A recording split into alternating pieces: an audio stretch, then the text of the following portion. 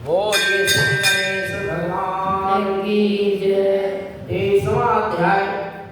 श्री नारद जी ने राजा पृथु से कहा कि हे राजन, इसी कारण के उद्यापन में तुलसी की जड़ में भगवान विष्णु की पूजा की जाती है और तुलसी का मूल प्रदेश भगवान विष्णु को प्रसन्न करने वाला।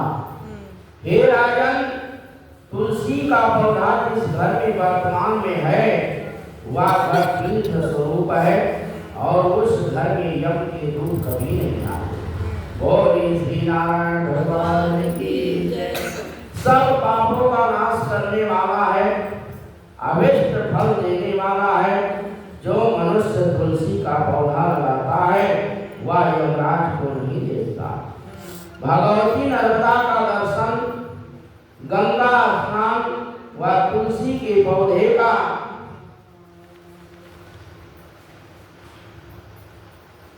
संसर्ग यह तीनों पुण्यप्रद है और तुलसी का पौधा लगाने से, सींचने से, दर्शन से और तुलसी को छूने से कायिक मानसिक वाचिक संपूर्ण पाप नष्ट हो जाते हैं। और श्री लक्ष्मी नारायण भगवान की जय, श्री तुलसी माता की जय।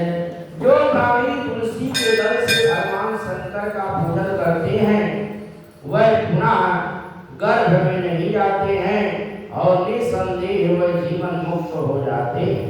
तुलसी मंजरी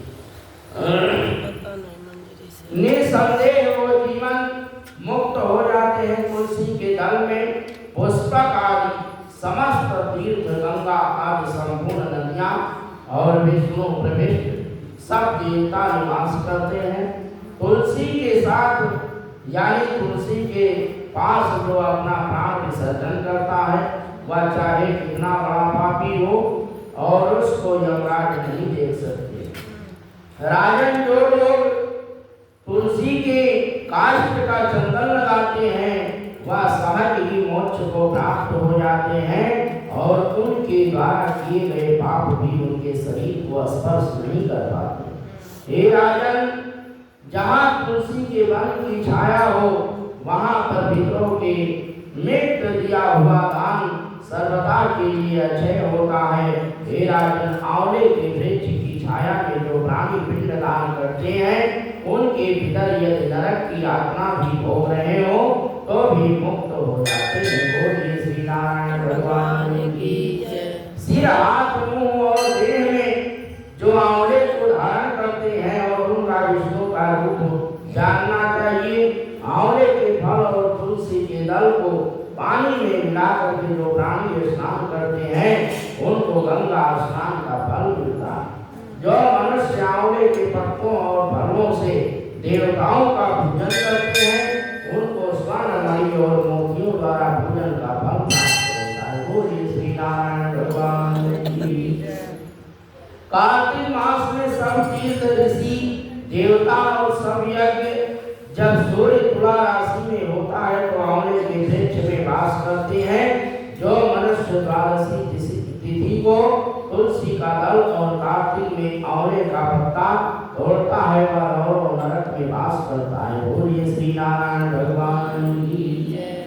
जो कार्तिक में आंवले की छाया में बैठ करके भोजन करता है उसके अतः संसर्ग में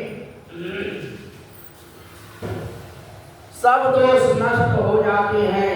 कार्तिक मास में जो आंवले की जड़ में भगवान विष्णु का पूजन करता है उसको श्री विष्णु क्षेत्र के पूजन का फल प्राप्त होता है। बोलिए श्री नारायण भगवान की जय। आंवले तथा तुलसी की महत्ता का वर्णन करने में श्री ब्रह्मा जी भी असमर्थ हैं, इसलिए हाथी और तुलसी की जन्म कथा सुनने से मनुष्य अपने वंश सहित मुक्ति को प्राप्त करता है। बोलिए श्री नारायण